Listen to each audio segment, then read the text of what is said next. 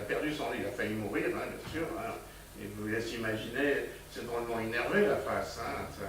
Ça a saigné, ça a saigné. Enfin bref, on lui a fait une petite prothèse en or, mais comme il était très facétieux, il aimait bien embêter les gens.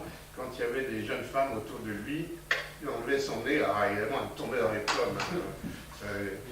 Mais enfin bref, tout ça pour dire qu'il avait réussi à obtenir de l'argent de son roi, et il a construit un château dédié sur une île, un château dédié à l'astronomie, et il faisait les mesures, les observations lui-même, et il construisait ses instruments lui-même. Vous voyez à peu près la taille de ces instruments, il est représenté ici. Son château s'appelait le Uraniborg, la cité des étoiles. Et alors, en 1577 se produit un événement extraordinaire. Il voit passer une comète. Et alors, il arrive à peu près à mesurer la distance avec des méthodes de parallaxe, et il s'aperçoit qu'elle s'est située très loin, en dehors de la Terre, quoi. Or ça, c'est une révolution, parce que à cette époque-là, on est quoi? On est au XVIe siècle, c'est Aristote qui domine toujours. Pour Aristote, le ciel est pur. Rien ne peut, au-delà du monde sublunaire, hein, comme ils appelaient ça, le monde sublunaire, je crois, rien ne peut changer, rien ne peut évoluer. Or là, Tycho Brahe vient de montrer qu'il se passait quelque chose au-delà de ce monde sublunaire. Donc, ce monde sublunaire n'est pas si parfait, et donc ça va l'entraîner à penser que peut-être Copernic avait raison. En 1543, Copernic a écrit un livre qui montrait, qui disait que le Soleil était en fait le centre du système solaire et non pas la Terre. C'était une hérésie, bien entendu. Enfin bref, c'est un pas dans cette révolution. Entre parenthèses, le même Tycho Brahe, quelques années plus tard, je crois, va voir la première supernova. Et là aussi, ça va le conforter dans cette idée que le ciel n'est pas immuable. Et c'est lui qui va inventer le mot nova, parce qu'il pensait nova, c'est une nouvelle étoile. En fait, vous savez tous que ce n'est pas une nouvelle étoile, c'est une étoile qui meurt, hein, une supernova. Puis c'est Halley qui découvre les trajectoires périodiques et elliptiques des comètes. Et justement, lui, il collationne un peu ce qui a été dit dans le passé, et puis il s'aperçoit qu'il y a une comète qui a l'air de repasser de temps en temps. Hein, on a trouvé des traces en 476 avant Jésus-Christ, en 1066, vous vous rappelez Guillaume le Conquérant, la tapisserie de Bayeux. Si vous n'avez jamais été à Bayeux, ça vaut le coup d'aller voir. Hein, ça, c'est vraiment les bandes des comics de l'époque. Hein, ça, c'est vraiment bien. Et il dit que la comète qui était passée en 1682 va repasser en 1758. Bon, il sait très bien qu'il sera probablement mort à cette époque-là, mais il prévient les astronomes, il faut que vous regardiez le ciel, et évidemment, il avait raison. Hein. Ce qui est formidable dans la mécanique céleste, c'est des maths, hein, donc c'est très facile. Hein. Et il avait raison, donc la comète est passée en 1758, et évidemment, depuis ce jour-là, on l'appelle la comète de Halley. Hein, voilà. Alors bon, je vous passe tous les détails, on découvre de plus en plus de comètes, mais ça avait toujours un petit côté sulfureux, les comètes. Hein. À l'époque des Romains, c'était une mauvaise... ça donnait des mauvaises... comment dire... un mauvais sort, ou un truc comme ça. Hein. Voilà quelques exemples. En 1910, comme on pense que dans la queue de la comète, on ne pense pas quand il y a des cyanogènes, hein, bien entendu. Alors, les gens se précipitent pour acheter des masques à gaz, il y en a qui vont se suicider, enfin bref, même je crois que notre ami Flammarion n'était pas blanc de ce côté-là, il me semble. Et voilà Giotto qui représentait soi-disant une comète au moment de la naissance du Christ, mais on sait très bien que c'est plutôt au moment de la peinture. Hein. Alors quelques comètes célèbres, rapidement. La première, comète de Halley, hein, voilà, qui est passée donc à la bataille de Hastings en 1066, hein, et elle est repassée en 1910 La période était de 75 ans, oui, ou 76 ans, je ne me rappelle plus. 1910 plus 76, ça fait 1986. Il y a eu une mission, c'était une des premières missions de l'Agence spatiale européenne qui a photographié cette comète. Voilà, la comète de l'ère mondiale, voilà quelques belles comètes, je passe vite. J'ai passé ma montre alors. Voilà.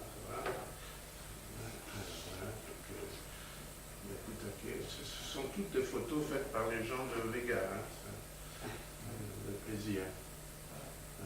Alors ça c'est Nicolas Biver, Marois, ça c'est récent, 2004. Voilà, ça c'est McNaught. Alors McNaught, vu par un satellite d'étude du Soleil, vous voyez la queue de la comète, c'est Mercure que vous voyez là, qui sature la caméra. Vous voyez la comète qui passe là et la queue qui est déviée par le rayonnement photonique du Soleil.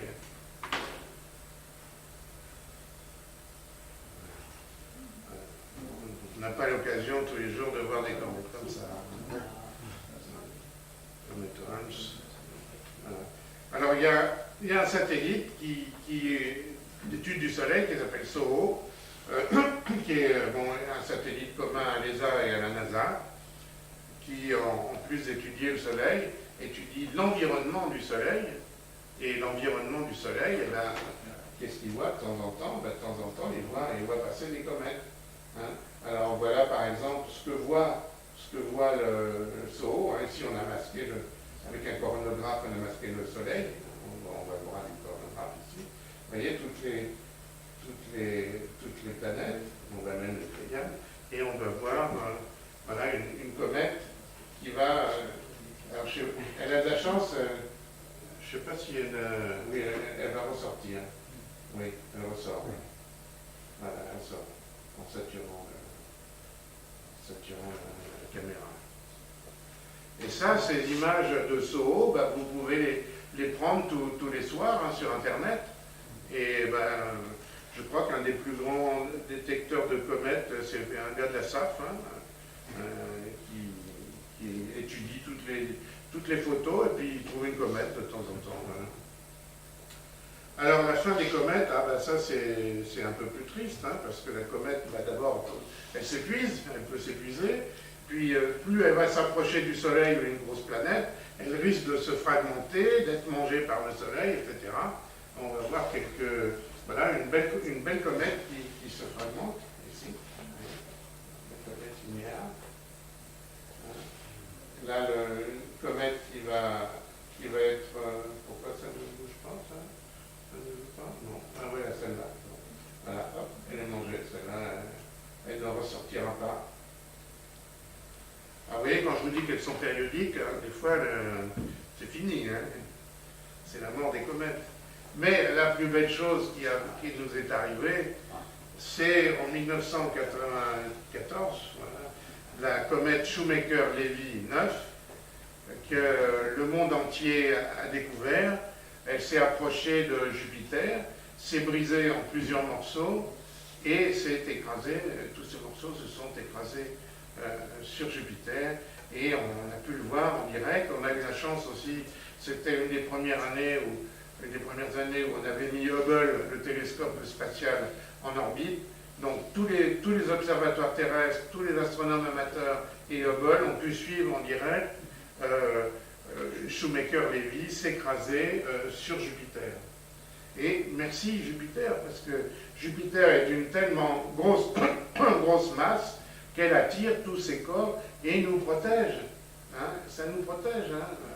C'est important. On pense que d'ailleurs, s'il y a de la vie sur Terre, c'est parce que notre système solaire est un peu particulier, où il y a, en plus du Soleil, il y a une très grosse planète comme Jupiter, qui a pour but d'être un aimant et d'attirer tous ces petits corps qui veulent nous faire du mal. Et voilà à quoi ça ressemblait. C'est formidable, ça, le collier là, de tous les fragments de la comète. Et on voit pendant plusieurs mois, on a vu encore des traces sur Jupiter. Super. Bon, alors, voilà, vous avez trouvé une comète, c'est pas très intéressant. comment la nommer, comment retrouver son nom. Alors, quelques missions cométaires. Je ne vais pas tout faire parce qu'on ne va pas avoir le temps. Qu'est-ce que je vais essayer de vous montrer d'intéressant? Deep Impact, je pense. Allez. Les Américains ont lancé dans les années 2005 une mission pour essayer d'intercepter et de percuter une comète pour voir quel pourrait être le résultat de l'impact d'un corps très massif, enfin, quelques centaines de kilos, sur le noyau d'une comète. Alors c'est une sonde spatiale qui s'appelait Deep Impact, hein, bon, ça vous dit quelque chose, c'était à l'époque où il y avait le fameux film avec Armageddon et Deep Impact avec Bruce Willis, le sauveur des mondes.